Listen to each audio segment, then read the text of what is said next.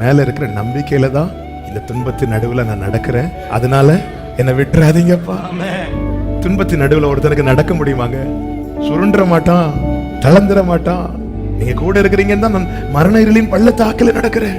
நான் துன்பத்தின் நடுவுல நடக்கிறேன்.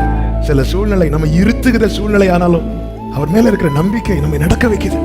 நம்ம ஜெபம் விட்டுறாதீங்கப்பா. ஜெபம் ஒரு தேவ பிள்ளைக்கு எதுவரை வேணும் தெரியுமா? மகிமையில கொண்டு போய்.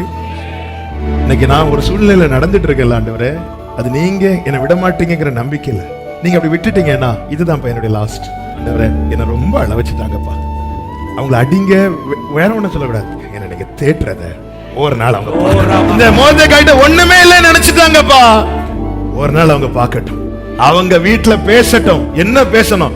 அவன் யூத குலமானார், அவன் கர்த்தருடைய பிள்ளையானார், அவன் ரட்சிக்கப்பட்டவனானார், அவன் அபிஷேகம் பண்ணப்பட்டவனானார்.